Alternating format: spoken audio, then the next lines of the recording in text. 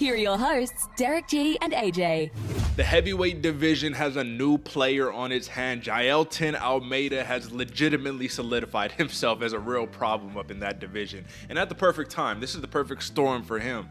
You got to think about it. Not a lot of wrestlers, not a lot of grapplers. If this man can continuously hit that blast double, get people on their back, it's going to be a real problem, especially if Jon Jones leaves the division like he says he promises he will. Now, welcome back to another episode of the Bloody Water Podcast. Folks, my name is Derick G. Joining me, as always, is my co-host, the Santa Fe Bomber himself, the New Mexico native, the winner of the week. AJ pulled out a perfect week once again, 5-0. How does it feel, brother?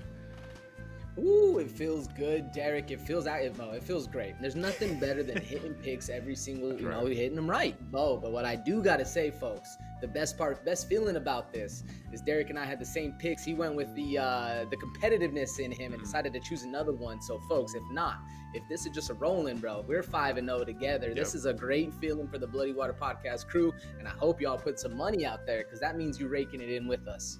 You know what, AJ? That's funny you say that because it reminds me a little bit of a star-studded performance we saw this weekend. Machado Garry, very Conor McGregor-esque. He's been saying the whole fight build-up against Daniel Rodriguez, that rear leg head kick. I'm going to land it. I'm going to knock this guy out. Now, we're talking about shot calling. So there's three aspects to the shot calling. Now, number one, he called his shot. He hit it. We called our shot. We hit it. But, AJ, I got to give you props. I said, Daniel Rodriguez, AJ, he has never been knocked out in his 20-fight career. What makes you think Machado Garry can get it done? Well, listen, you must have had a hunch because you called your shot and you hit it, baby. So with that being said, I got to bring it in. You know what time it is. Victory lap time, baby. But listen, man, with that being said, all we need to do now is we just need to take a quick look at that scoreboard. AJ, read off the scoreboard for us, man. What are we looking like? Ooh, I'm rocking over here, Derick, 47, 31, and 2. And on the other side, still a very close fight going into the middle of the year, man. 42 and 36 and 2 for you, bro. This is a tight one coming into the middle. I'd say so. And that goes to show, right? Because I was not looking good just a couple of weeks ago, but it shows you what a couple of weeks can do for you. So, folks, we back, both over 500. My man AJ sitting pretty right now. Folks, if you didn't pull out your calculator, my man, I do believe is about at a 60% clip right now with his picks. So you got to love to see it. And with that being said, we just got one last request for you. If you're not subscribed to this program right now, you need to click the button, smash it, get out the sledgehammer, and put it to the computer screen. No, don't do that because we need you to watch. But you know the vibe that I'm trying to get at. AJ, they can also find you on Twitch, right? Live streaming. Talk to the people. Woo, twitch.tv/Santa Fe Bomber, folks, and there's a reason we're over here calling for mystic shots. We're looking for the glorified Garry picks, however you want to say it, man, because we're out there breaking fights down for you, folks. So jump in, make sure you hit in the comment section. I get a little insider view, a little back behind the scenes. We're doing a lot more technical stuff over there. We don't have time for this show, so make sure you're subscribed to this one, but also make sure you're following me over at twitch.tv/Santa Fe Bomber. That's right, folks. Get it in where it fits in. You know what time it is. Let's talk about a little bit of recap. All right, bringing up the screen right now. I love to see a full slate of gold right there, and my man AJ hit. And this is one of those ones where I can't even be mad about it because, like you had mentioned, we both had the same picks. We decided this is a competitive show. Let's make it a little bit competitive. And I still thought Anthony Lionheart Smith had a great opportunity to win the fight. We'll talk about that in a second, but pulling it up one more time. 3-2 with the prop bets, AJ. So you did hit on that one too. Let's talk about it. Walker decision, Garry TKO, Ulberg TKO. Now, if you really think about it right there, the one that's the most surprising that hit is the Walker decision, right? Nobody really imagined that he would win in that style. Dana White definitely didn't imagine that, kind of trash him in the back after. But with that being said, I want a quick takeaway from you, man. Slowly but surely over the course of the last 2 years, we've had to just try to find the little steps to get a little bit better on the props. Be honest with me. Is this just a game of chance? Is it just, I think that this is the best path to victory and it just happened to hit? Or did you really see something there? For an example, the Johnny Walker decision pick. In that specific one, Derick, that was actually, I saw that coming the whole way. One, because Anthony Smith is such a hard fighter to put out. I mean, who knows how injured he actually was, suffering some PTSD in the fight. We'll talk about it, but still a very strong individual and always dangerous. That's why I thought the Johnny Walker one. Now, the Garry TKO, I always said a little bit of luck. Don't get me wrong, folks. We were breaking it down, but with the TKO like that, it always happens. Same thing with the Ulberg. Definitely didn't expect a walkout. Definitely expected the TKO, but not like that. Yeah, but it happened, man, and that's what matters. So pulling up one more time, folks, it's not like we were completely wrong. I mean, if you look at it, Almeida TKO for AJ that could have hit, but what did I say before? He uses the ground and pound to open up the submission attempt. Why waste energy? Just get him out of there, and you know how it goes. So with that being said, folks, listen, if you tuned into our picks this past week, you made some money, legitimately. I'd love to see your bet slips come in, you know what I mean? Rock with the Bloody Water Podcast, boys. But we got some fights to break down, so this is your last opportunity. Not really your last one, but subscribe now so you can get in for the goods. You know what time it is. Let's break down this fight, brother. Let's get it. Have you seen that replay, buddy? Your head was bouncing around like a pinball machine. Time for some main card breakdown, courtesy of your hosts, Derick G and AJ. Now, AJ, sometimes we have this common saying. We say there's this new player in this division, and oftentimes they are a player, but I think this is one of those rare times where you can say Jailton Almeida is a legitimate bona fide star, a two-division star, because if he really wanted to go make light heavyweight, he probably still could. It would probably suck. It would be a terrible cut, but he could probably still go over there and have some fantastic work done over there as well. But at heavyweight, can you disagree that this is the perfect time for him to be taking this division by storm? What legitimate wrestlers, grapplers, sprawl and brawl type guys do you see in the division? You don't really see any. Like, what are we feeling about the ceiling for Jailton Almeida here? The nice thing, Derek, you said it yourself. The timing for Jailton Almeida to move to heavyweight is absolutely perfect because the ceiling's the top. Literally, John Jones is the only. Well, there's a couple of the wrestlers that can get it done, but as far as elite that can stop the style and the pressure that Jailton presents, bro, I just think it's John Jones. I mean, other than that, Curtis Blades, but even he still has a little bit of a rough streak. I don't know. Who do you think, Derek? If obviously John Jones, but who else? I think the next test is Curtis Blades, and if he could pass the Curtis Blades examination, you know what I'm saying, then you earn that upper echelon where we could really talk about that top 4, 3, 2, you know what I mean? Like, for an example, Jailton Almeida fights Sergey Pavlovich. If he can't get a takedown, he's probably going to get smoked on the feet, you know what I'm saying? So you want to have that kind of test, man. We want to see, what can you do on the feet? Are you Carl Williams-esque? You know what I mean? And we could talk about that in the prelim section. But another dude who's great when he gets the takedown, but on the feet, it's like, ooh, it could be a little rough. Now, let's talk about what happened here. Jairzinho Rozenstruik did exactly what you mentioned, AJ. He came out moving forward where he's dangerous, right? And Jailton Almeida, out of desperation, had to shoot within the first, 5 seconds of the fight. But what happened? He has enough athleticism to be able to regroup, get back to space, and then reinitiate the shot, man. When you saw that first shot attempt fail, were you like, oh no, this is going to be rough? What'd you think? I was actually as much as it was going against the picks, Derek, I was actually excited because I thought we saw a Jairzinho that was prepped and ready, has been sprawling all camp long. I thought we were in for a 5-round scrap going right here.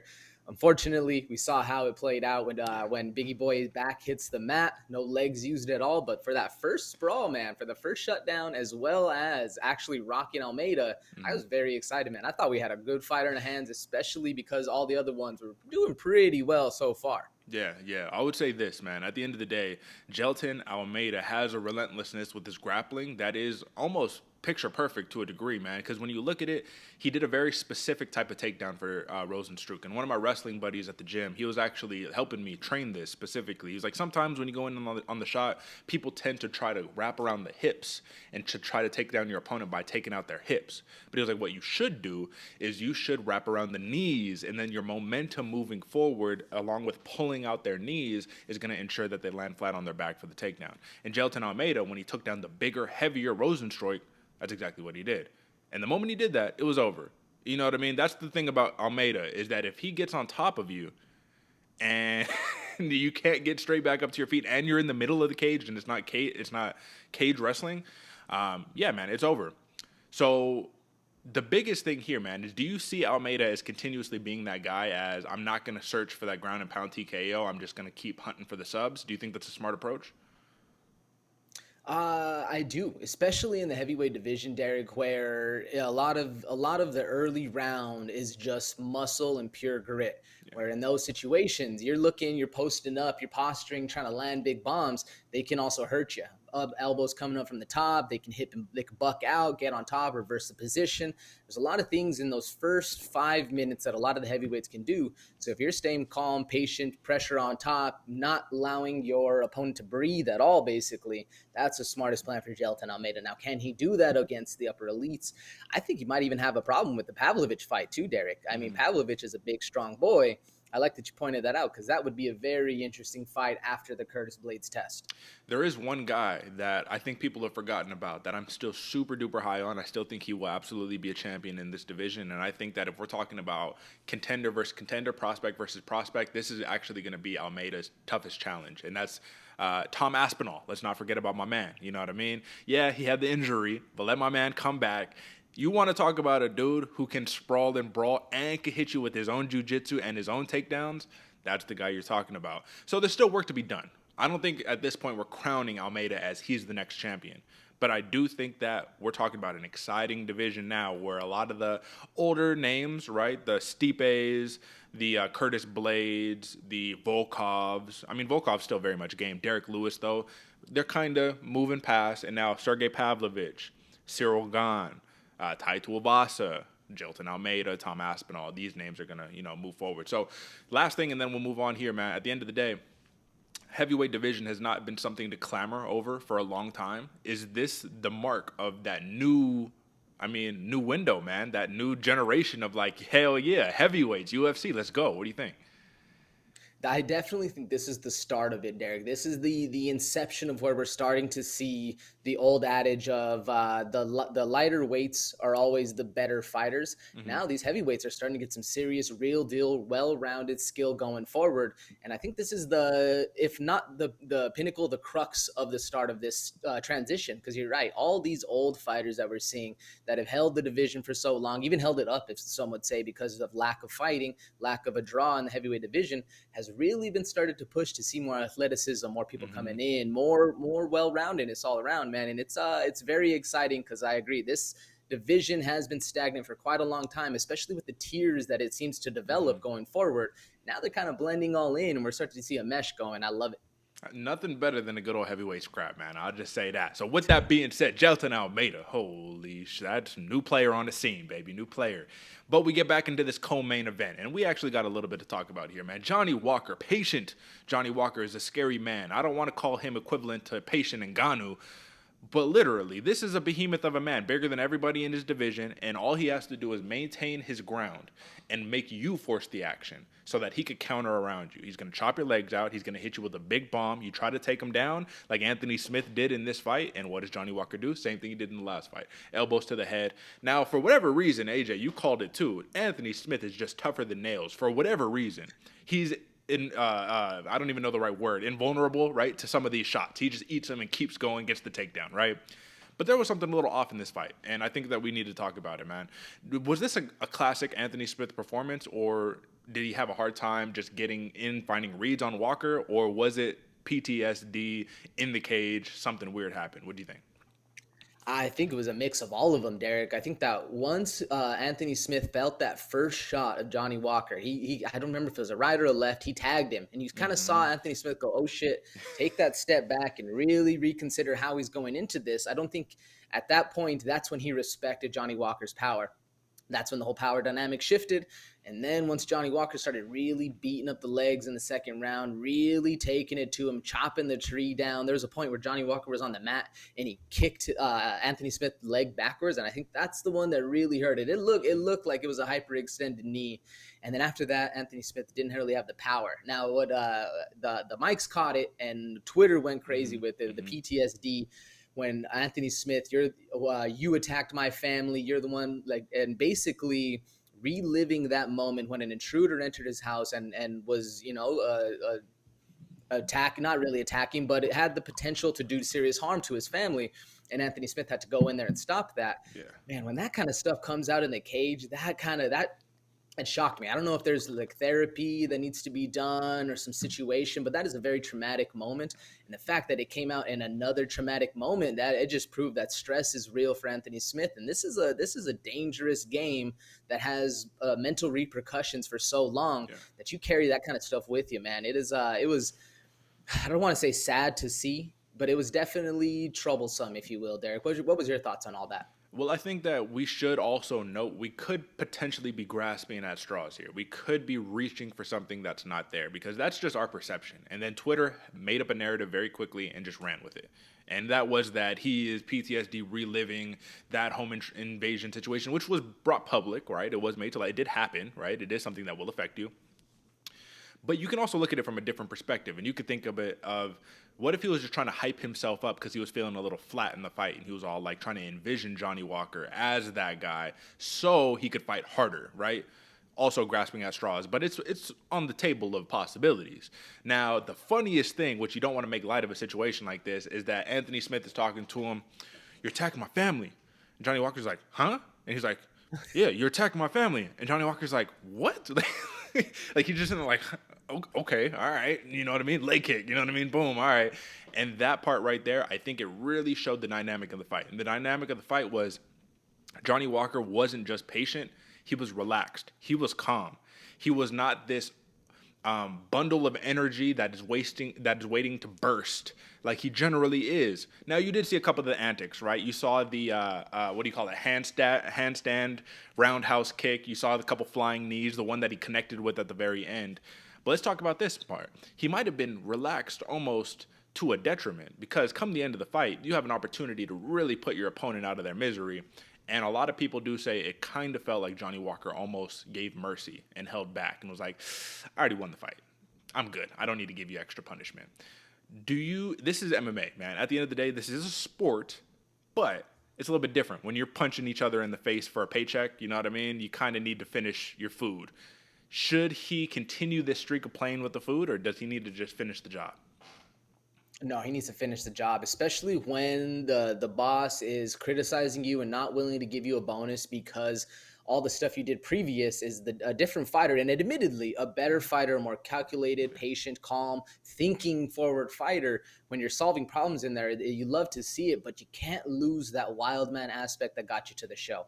And I do think, at least to me, it looked like Johnny Walker was being nice to Anthony Smith in there at the very end. And then that's when he kind of pulled out the antics and said, I'm going to throw a flying knee from 5 feet away. So hopefully you block this. Turns out you didn't. You still ate one to the face.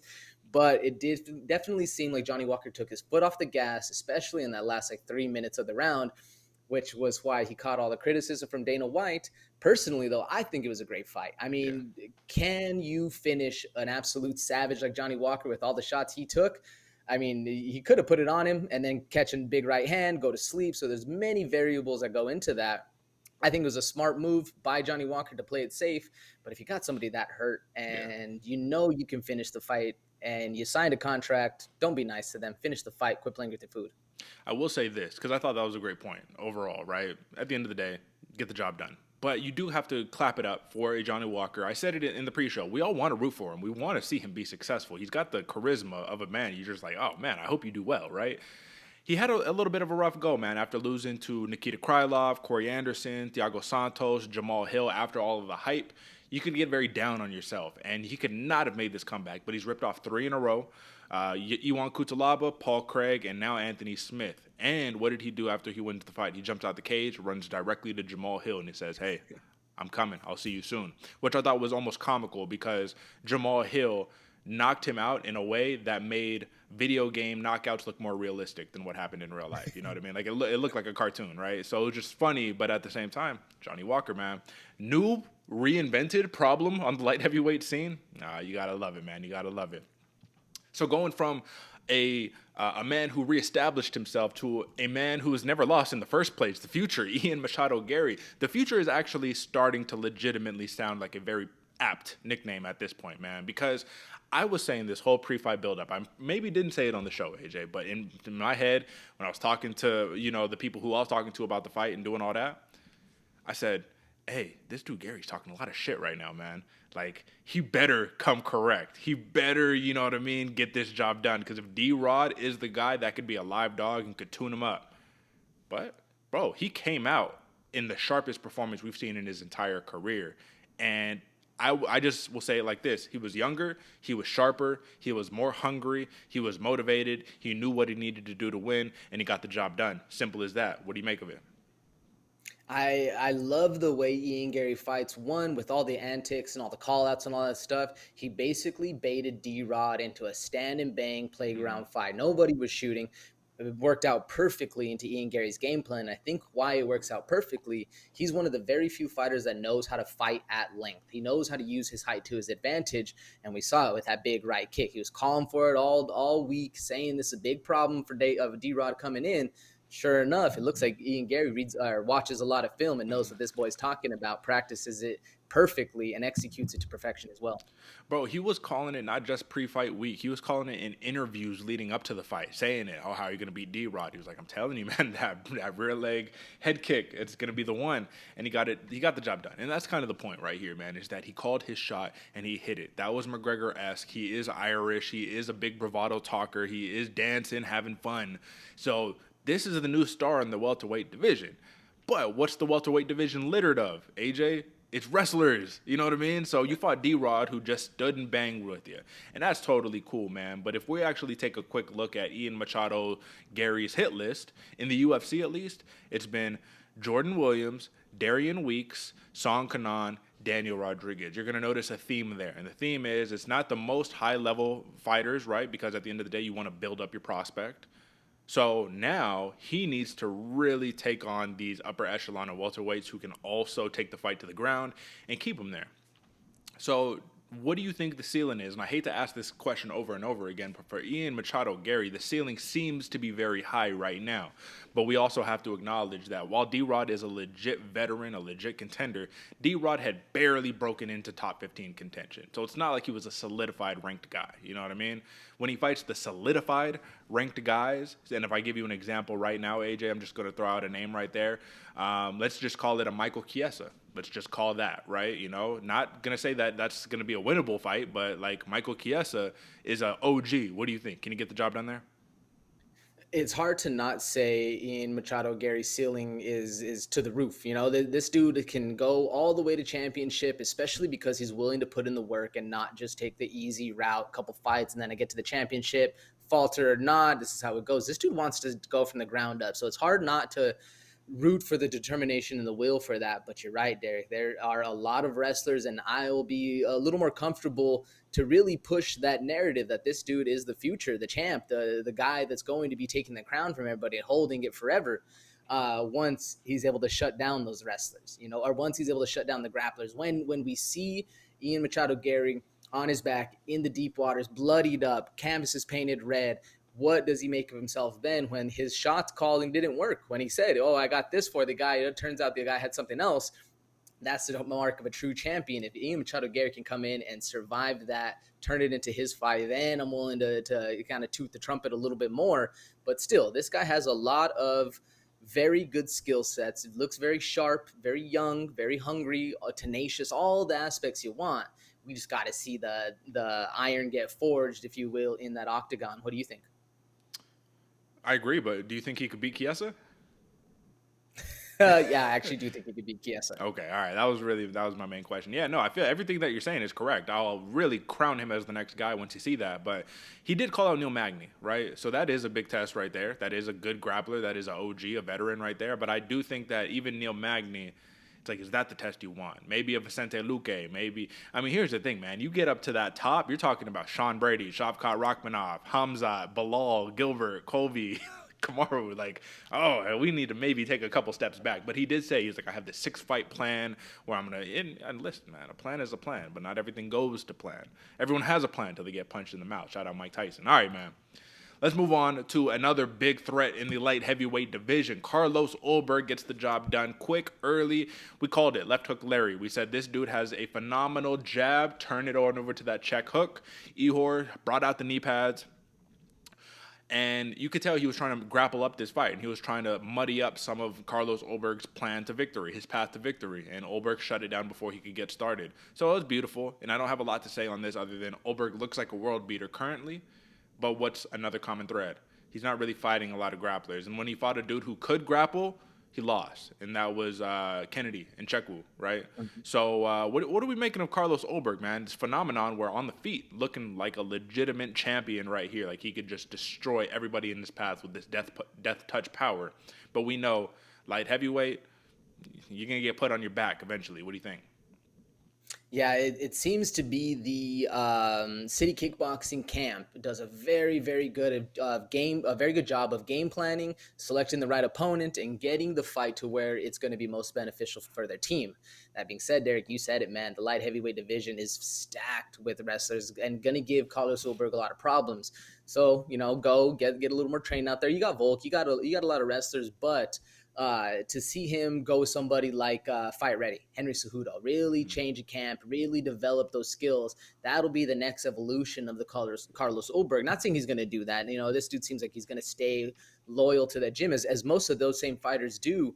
But even as the pinnacle of that fight camp, Israel Adesanya, I wouldn't say his grappling has grown leaps and bounds from sticking to one camp. It has gotten more defined, more polished, and more of his kind of style of grappling. But when you run into dudes that have been doing it, like you said, man, Hamzat, Sean Brady, Gilbert Burns, even, there's a lot of dudes out there that have been wrestling for so long that they know you have a power in your left hand. Best way to shut it down, duck under, shoot for the double, shoot for a single, whatever the case is, put you on your back, all the power is gone. Seems to be a big flaw in Carlos Ulberg's game. Let's see if somebody can either exploit it or he can shut it down and prove that he has covered that flaw. Do you think he's actually able to do that in the city kickboxing camp, Derek? I think it's possible. I think it's definitely possible. I will say we're going to have to switch around a couple of those names, right? Because you just mentioned off a couple welterweight killers. There's still some killers in light heavyweight, right? You got Jan Blachowicz, Anthony Smith, Ryan Spann, Magomed Ankalaev, Nikita Krylov, Paul Craig. I mean, Paul Craig going down to middleweight, but you still have wrestlers and grapplers, and same thing, people will utilize that strategy. I think that city kickboxing, man, just because they're glorified with strikers doesn't mean that they can't develop some type of solid game plan around the grappling. I mean, Israel Adesanya had to work that. He definitely had to work that multiple times in his championship defenses, right? The Marvin Vettori fights, things of that nature. Derek Brunson, all that, right? So I think he can still get it done in city kickboxing. I don't think that you should necessarily leave just because, there's wrestlers in the division. I should go somewhere else, right? They clearly have a good thing going. I think Carlos Ulberg is a really good prospect in this division. We just need to see more. And it's tough to say we need to see more when you come off of 3 straight first-round knockouts. But I'd like to see him against like an Alonzo Menafield or something like that. You know what I mean? And see what can you do against the big boys that also got the crazy crackback power and could take you down. You know what I mean? So with that being said, man, unless you got anything else on this one, minus 210 TKO was chalky, but Ulberg got it done, man. We called it. We called that one on the head right there. We also called this one, man. I'm actually feeling good about this one. Tim Means, he loved the Dirty Bird, right? And he was big and he was long and he was giving Morono a little bit of problems. But I said, Morono, if there's one real intangible that you have that's better than Tim Means, I think you're better everywhere personally, but it's the grappling. We know Tim Means is subject to getting submitted. He had been submitted 6 times in his career previous to this fight. But Alex Morono doesn't use his jiu-jitsu offensively. He used it defensively, jumped to guillotine, got the job done, man. It was very easy work, I'd like to say here. So I want your opinion on both fighters. Career trajectory. Alex Morono, they're calling him, this guy is slept on. A lot of people don't know about him. If you don't know about Alex Morono, you just don't watch. That's really what it comes down to. You choose to sleep on this guy. Tim Means, though. Where are we going with Tim Means? This man is about, 40 years old? 39? Something like that? Where are we going? I think it's something like 42, Derek. I could be wrong on that number, but an older fighter in Tim Means. And in fact, I want to bring the point back of what I was saying in the pre-show. What is the Dirty Bird fighting for? Like, what, just to be a savage out there? Because, yeah, I mean, this dude proves it time in and time out. He is not scared of anybody. He's going to fight his fight no matter the detriment or not. But as far as career trajectory, he's kind of in that the Matt Brown camp, the Court McGee, the people that we're gonna like to see fight on the prelims, unfortunately. And it seems like that's where the Dirty Bird's career is going. not so much a gatekeeper, but a old name that is either going to be fighting the young dudes coming in or the old guys going out. Whether he keeps winning, that will dictate where he stays. But I do think we're going to see a lot more of the Dirty Bird on the prelims and fighting lesser known or at least older fighters in his own range, Clay Guidas of the sort, if you will. What do you think? Do you think there's a clear path for Tim Means to get back into that limelight, if you will? No, man. I think that this is just another example of some of our favorite OG fighters unceremoniously fighting past the point that they should continue to fight. You know what I mean? Now, I'm not going to say that Alex Morono is some scrub that you should just expect to beat or anything like that. That's not at all. I mean, Morono was favored odds-wise for a reason. But I just think that Tim Means, the speed isn't really there anymore. He still hits hard, right? But submissions seem to be a problem. This division specifically is littered with grapplers and all that. So it's not like he can showcase the best of his skill set. I think he would be better off, bro, honestly, if not retiring. I think if he wants to fight, man, maybe he should pick up some BKFC or something like that and go box or something. You know what I mean? Because the man got hands. He's got hands. He's long. He's lengthy. He's rangy. It's just when it comes down to people forcing the fight, man, it gets a little bit weird. So I love me some Tim Means, man. It's all love for the Dirty Bird. But I don't know. Do you agree or disagree or what you got? I would love to see him in bare knuckle boxing, even PFL, somewhere where he's able to still have at least a little bit of advantage. Because you're right, this dude has some serious hands, knows how to use them. Power's still there. He can still crack. It's just when you're competing with the upper echelon, the elite of the elites, it's a very hard game going forward when everybody knows you just got hands. Absolutely. And with that being said, man, let's move on past this one because at the end of the day, didn't have the biggest stakes to it, and there's a couple things that I wanted to touch on. So, folks, that is your main card recap for UFC Charlotte. It was an interesting card. There was a lot of developments here. But the prelims, AJ, the prelims were a little interesting, and there was a little something that we're going to need to talk about. So I'm going to pull something up real quick. Let's talk about this, man. All right. Yeon Kim, Mandy Bohm. Interesting situation that played out here, man. And ultimately, Mandy Bohm, the tweet says, it's a little cut off, but the tweet says, Mandy Bohm slams Yeon Kim for personal attacks and illegal blows in their fiery post-UFC Charlotte interview. And I think we need to break this down in a couple different facets here, AJ. When you scroll on Twitter, right, and you kind of see, this is the picture that I wanted to show, actually, specifically right here. Look at this. So Mandy Bohm on the left pane, you could see her eye. She's covering her eye because she legitimately just got kneed straight in her dome piece, man. So, you can't put it any other way. Yeon Kim did illegally strike Mandy Bohm. It was what it was, right? However, AJ, let's back up for a quick second and let's reassess.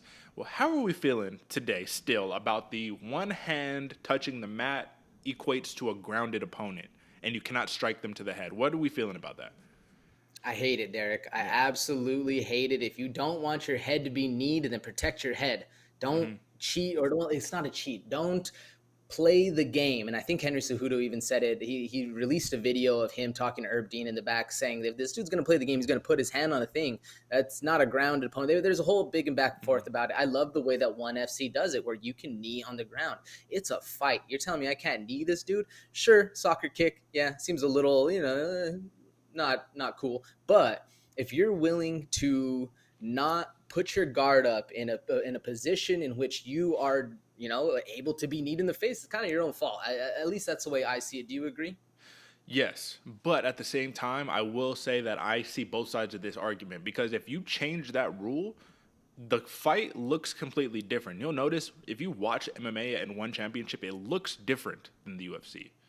And I don't think that they want to gravitate that route, right? So I think that at the end of the day, if we're going to utilize this rule and keep it there, let's do this. Now, we had already mentioned that in North Carolina, not really as experienced referees as if you're fighting in Vegas, right? Because it's the fight capital of the world, so all these fights are being sanctioned at. Nevada Athletic State Commission is very on top of the game.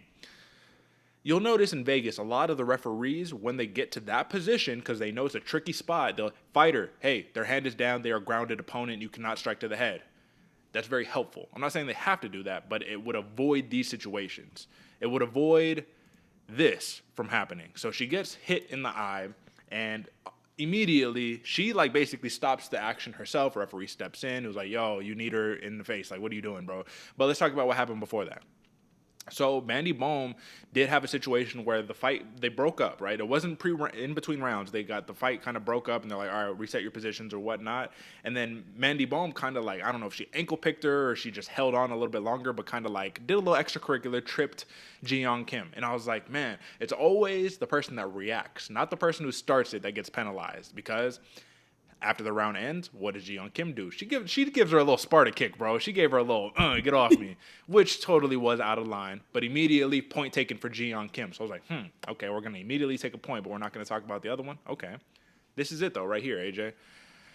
What we were talking about when the mic was cold. This referee, you actually explained it really good. Explain the situation with the referee, because another point was taken after this, but it was like after the fight was already called off. That's when the point was taken. So talk to the people.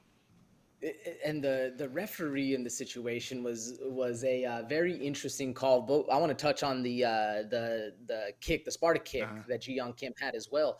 And the big problem that everyone had, I didn't really have a problem with him taking a point at when he did. A lot of people had an issue with him waiting a full round, waiting the full minute rest, and then at the start of the round taking the point. I think it was a fair call. You can't just take the point, not give them their full minute of rest at that point.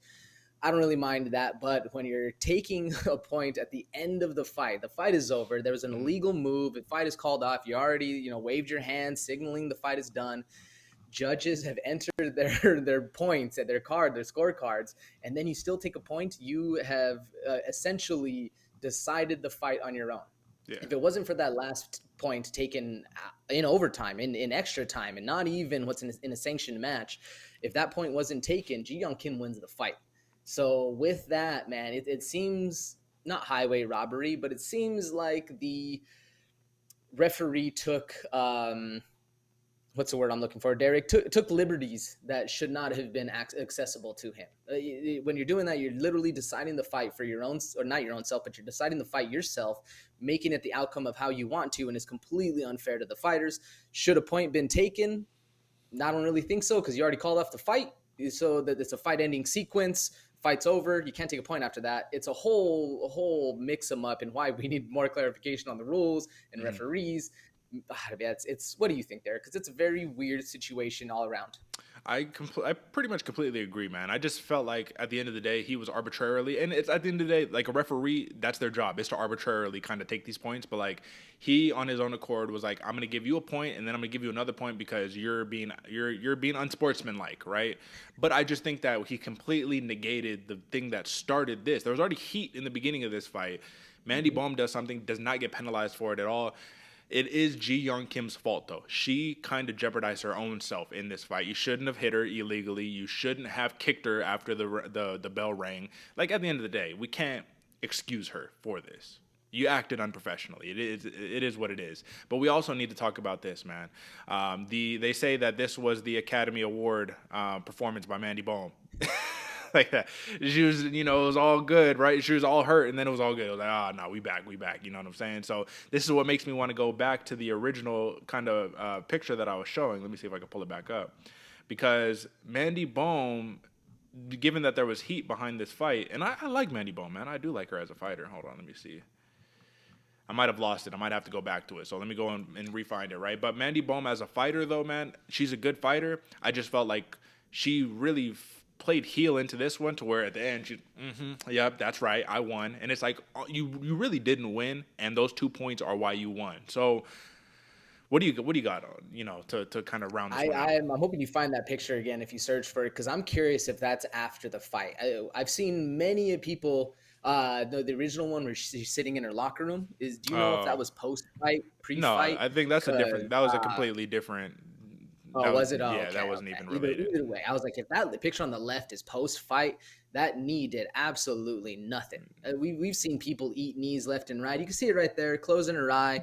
But to the point that I was going to make, you catch a knee to the face, that knee, your eye swells up. We've seen people just get demolished with knees to the face. It definitely seemed like a little bit of playmanship, a little bit of gamesmanship, especially when the doctor comes over, asks her if she can see out of the eye, and the eye moves. And obviously she can see out of the eye, but she's still saying, nah, it was and I mentioned this to you, Derek, when the mics were cold. Angela Hill had the best tweet about it. She's still dizzy because she got rocked in the first 2 rounds, and that's why she doesn't want to go in there and fight.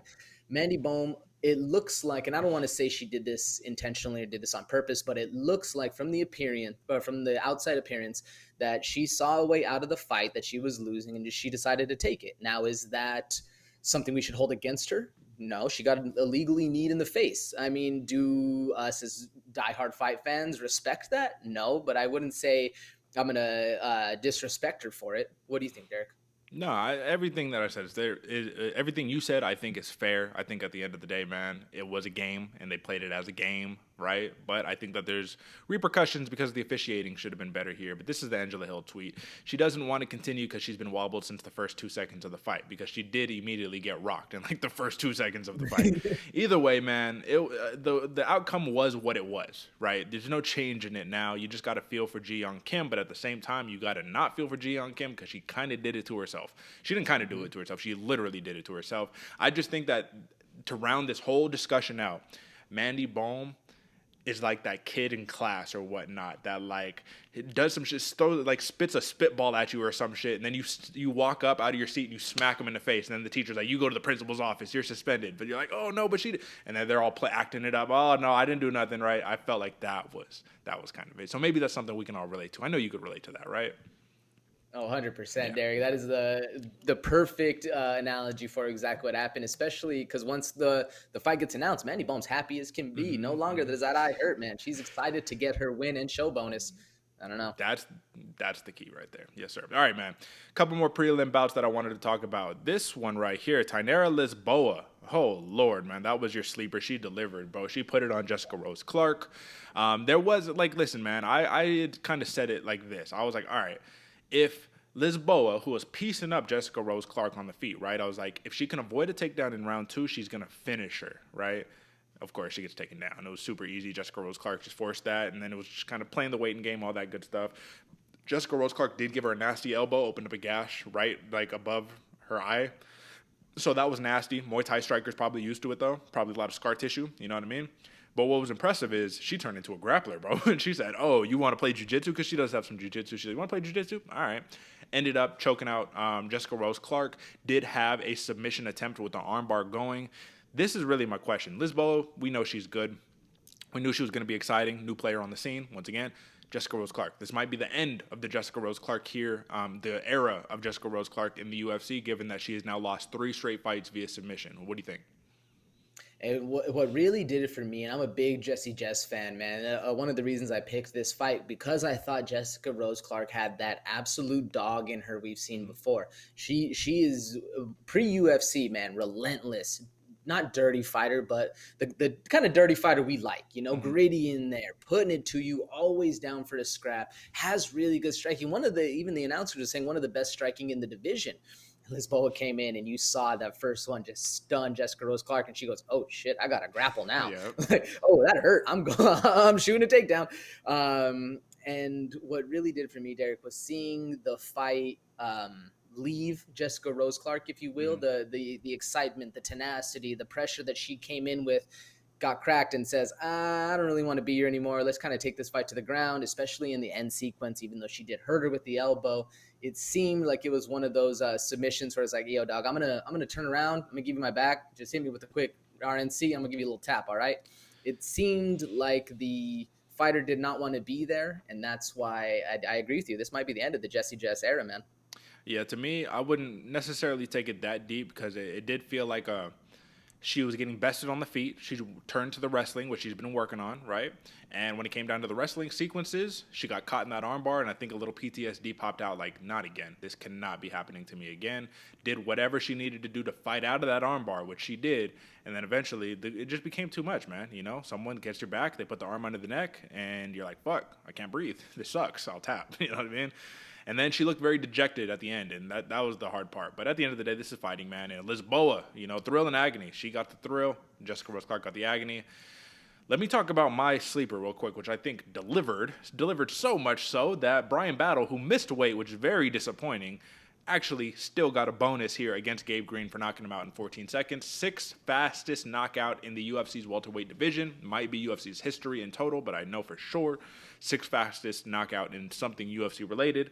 Listen, man, Gabe Green uncharacteristically came out and Jessica Andrade Bryan Battle and got caught. It's like the same exact way. He just got caught. You can't rush in on these guys, man. And Bryan Battle, I had said this whole time, if this stays on the feet, I'm very confident in this guy, right? If he could avoid the takedown.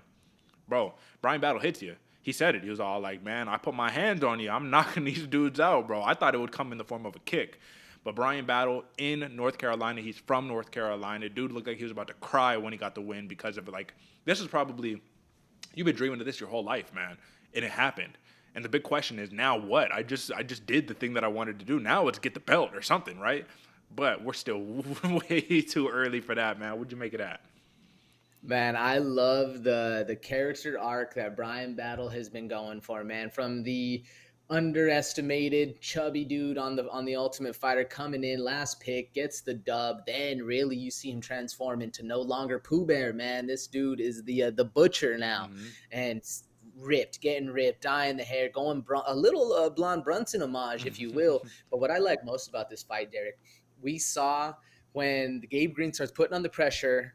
Obviously, Bryan Battle's a little surprised. Nobody expected the Jessica Andrade approach. But when they're tagging each other left and right, they're kind of not really landing clean. But Bryan Battle is able to look down, duck, see the counter coming, and perfectly hit one, bro. It was beautiful. Literally striking poetry in motion. And he said it best. He's like, I'm not going to lose in front of my friends, family, and fans, not in my hometown. I think he gave one of the most electric post-fight speeches. I like Bryan Battle, man. This is going to be very fun going forward for him. I'm excited to see who they match him up with next. Yeah, all around fantastic performance, man. It's just disappointing that he missed weight, because if he never missed weight, and people already forgot about it at this point, I'm sure, but if he never missed weight, man, you have a real momentum boost, I guess you should say, right there. But either way, a win is a win. Last thing, man, Matt Brown knocks out Court McGee. First time Court McGee has ever been knocked out or finished in any capacity 2 times in a row in his entire 33-fight career, man. One of two things are happening. Either you reach that point of your career where now the chin is starting to go a little bit for Court McGee, or Matt Brown just got that crack in him. And he just gave it a perfect counter, man. Literally perfect, picture perfect striking, as you had mentioned, right there, right on his chin, nose, face area, and just stunned him. And the beauty of Matt Brown is he just walks away. He just Mark Hunted him, you know what I mean? But you got to think, that's also an immortal handbook right there, is give him the knockout and just walk away. So gotta love some Matt Brown. For all the people who don't know Matt Brown, go watch some highlights and be amazed that you said that 42 number. That's how old Matt Brown is. That's probably where you got that number from. Give me a quick take, and then let's do a quick ranking review.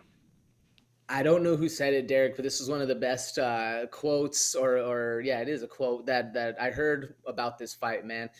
Always be weary of the old man that's in the sport that where the young die, or the fighters die young. Like, you always got to worry about that old dude that's still there. And really, man, the Immortal is the most apt nickname, because this dude still has that power. It seems to me that the longevity of a Matt Brown career is from that power. Can't take it away, bro. Yeah, it was. This was a very short right hand that put Court McGee to sleep. Loved it. And you know what? When Matt Brown loses and then he comes back to win like this, it just reminds me of this quote. It's a good quote that I read. It says, "Do not rely on the enemy responding the same way twice. Defeat is a stern teacher, and your beaten opponent today may be wiser tomorrow." And it's like, God damn, that's bars right there. You know what I'm saying? Shout out to the immortal Matt Brown. And with that being said, folks, that was your prelim pour-over. Let's talk about our rankings review, brother.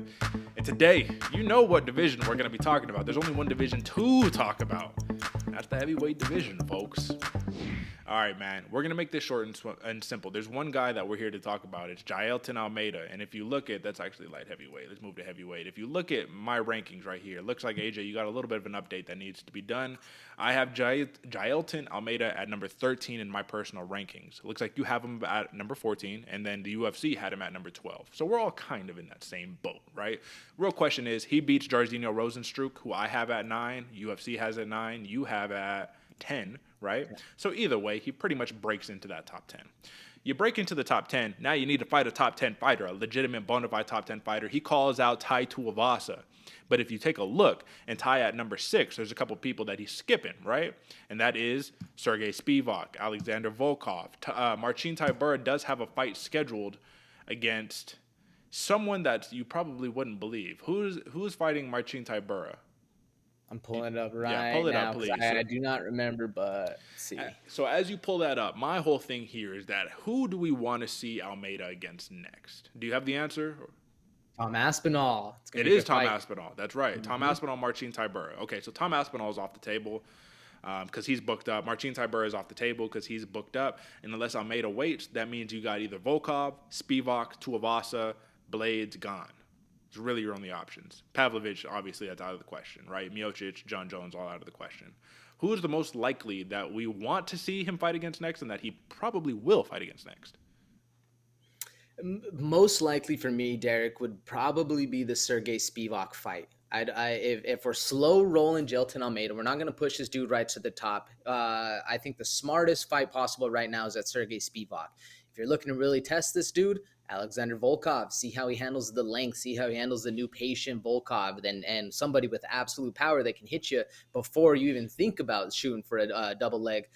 I think those really sound nice before jumping and throwing him into the dogs. And Tai Tuivasa, that's obviously a very fun fight, but I do think that one's way more favored for Jailton Almeida. Yeah. You know, we know Ty's not a grappler. This dude's going to stand and bang with the best of them.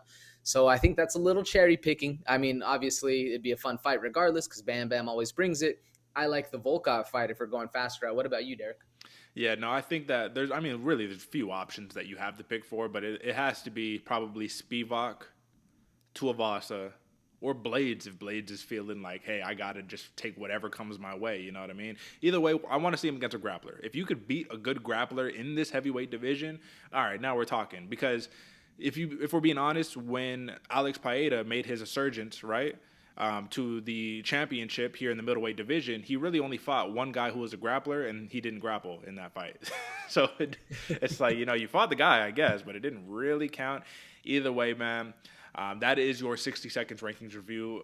This guy, Almeida, is fast track. I mean, I feel good because it's one of these rare times, right? When I was calling so when the Dawkins brothers had their resurgence, right?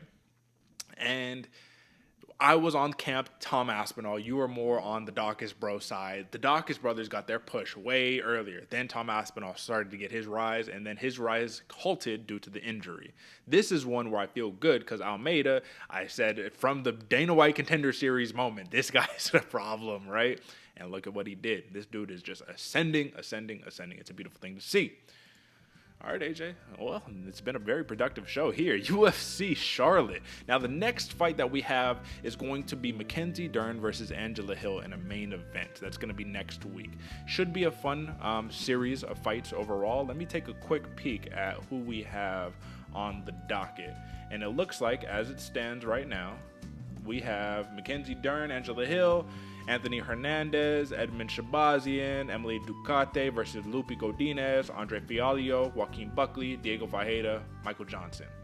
So this is going to be in Vegas. This is a Vegas card, small cage. My biggest question to you, early prediction right here. We just saw Yan Xiaonan give it to Mackenzie Dern, not able to get the takedown secured and just kind of get pieced up over the course of 5 rounds.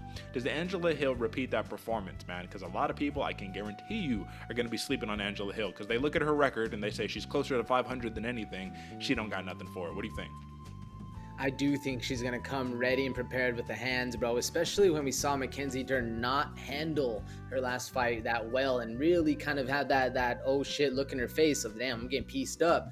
I think Overkill Hill is in a prime position in her career to, like you said, be slept on and then sleep somebody else. It's going to be a very fun fight. I'm going to have to do a little breakdown, folks, so make sure you're tuning in to twitch.tv/Santa Fe Bomber because this is a very interesting fight because Angela Hill is also very good on the ground, too.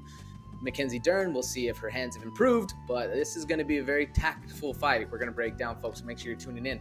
That's right. I want to see some sprawl and brawl Overkill Hill, baby. Let's go. But then you cannot deny Mackenzie Dern. She gets a hold of you, wraps up your leg, something like that. You got problems on your hands. Folks, give me a follow on Twitter, twitter.com/D496_. My man AJ can be found. You can be found at Santa Fe Bomber pretty much everywhere, right? Yes, sir. All right. Well, twitch.tv/Santa Fe Bomber. Or if you want to give my man a follow on Twitter, at Santa Fe Bomber. Instagram, same thing, either way. You know what you should do? This is just me to you guys who are watching this right now. You should hit the subscribe button. You should hit that right now. And you should tell a friend to tell a friend. Because that's what's important. Referrals, right? Give us the referral. Let the people know. You'd be surprised the amount of people who stumble across the channel, the comments that we get where they say, I had no idea that your channel even existed. Your guys' content is great. We don't want to toot our own horns, but we know we put in the work week in, week out, 2 times a week, and we've been doing it for some years now. So if you've been rocking with the Bloody Water podcast, you've been making yourself some money. And do not forget, we play for keeps. We play for something at stake here. You can see double champ right here. I'm Daniel Cormier over here. My man AJ is hungry though, and I'm behind in the lead, so it's not looking good. But that's why we got, how many months we got left here, AJ? We in month 5. We got 7 months, 6 months? 6.5. There we go. All right, man, 6.5 months. AJ, where you gonna put that belt if you get it? Ooh, Derick, I'm actually saving a nice shiny spot right behind Gumby right here, brother. Oh. Just so we can, right, be in screen, man, just so we can see it all real pretty. My man's gonna have it sitting propped up nice if he gets it. Tune in to find out, folks. You know what time it is. That's it for us. Bloody Water Podcast here. Catch us Mondays and Fridays. Previews and post shows. Until next time, folks. Catch you on the flip. Peace.